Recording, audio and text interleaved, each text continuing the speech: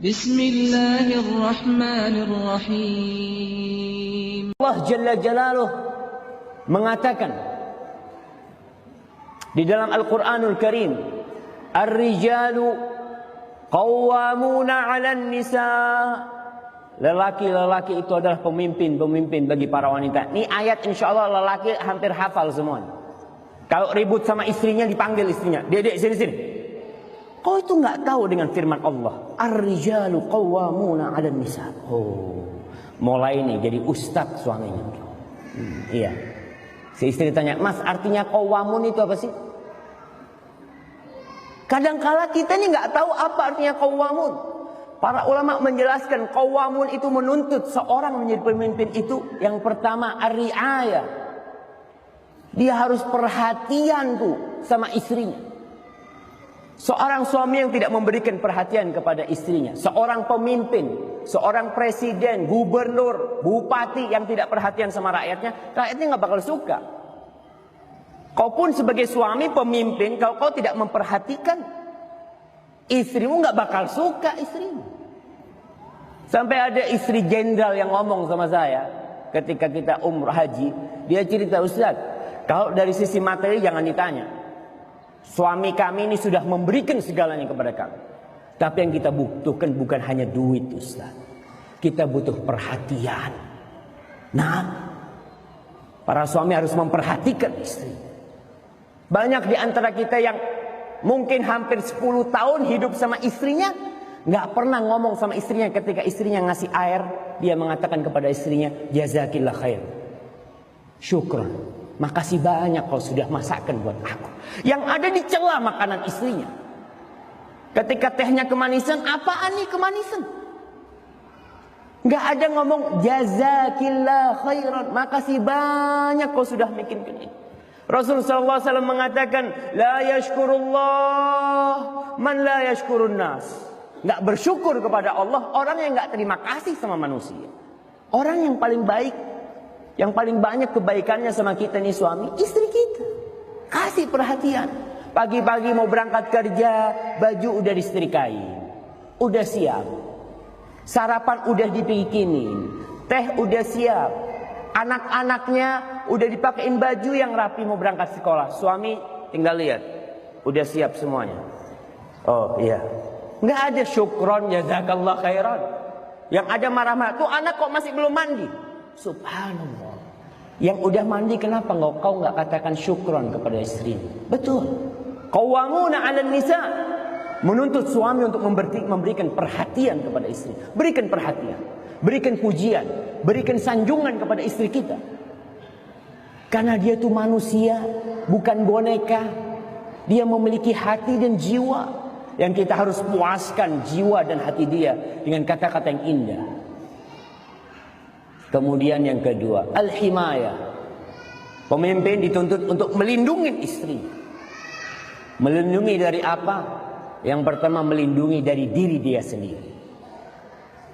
Melindungi dari tangan dia. Gak gampang-gampang dia mukul istrinya. Tuh istrimu tuh, kalau dikasih amanat sama orang tua hanya dengan mengatakan gabil tuh nikah atau tazwijah bil mahril madhkur, kau harus lindungin dia. Nah, tanggung jawab seorang suami itu berat di dunia dan di akhirat. Dan perlindungan yang paling agung, yang paling mulia, yang harus diberikan oleh suami kepada istrinya adalah melindungi istrinya dari api neraka. Bukan dari lapar, bukan dari perampok, bukan dari panas, bukan dari dingin, tapi dari api neraka. Yang kebanyakan suami lupa dari perlindungan yang seharusnya dia berikan. Bahkan istrinya diantarkan ke dalam neraka sama suami. Dibawa menuju neraka sama suami.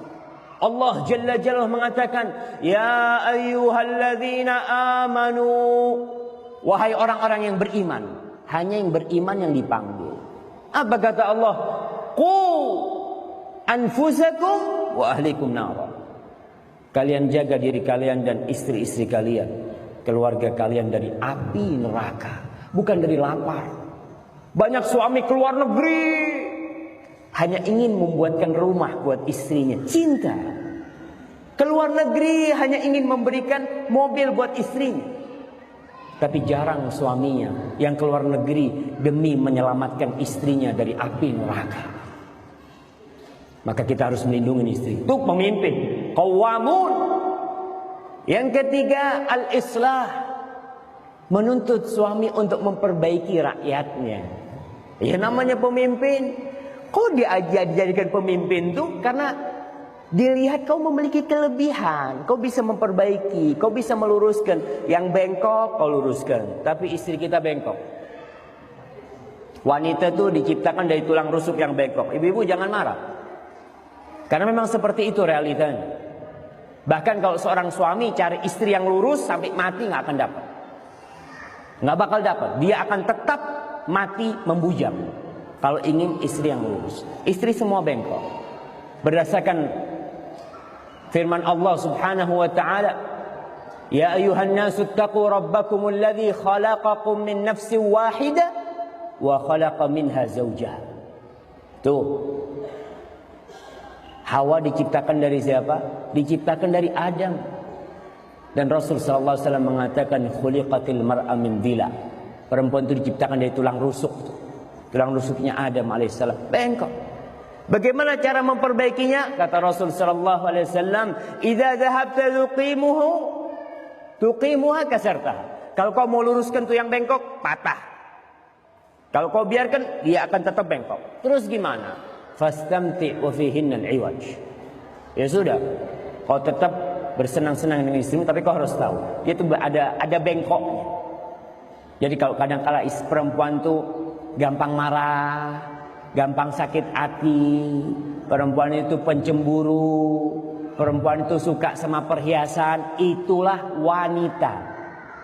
Jadi seorang suami harus sadar, dia perbaiki kesalahan-kesalahan istrinya dengan cara bersabar menghadapinya.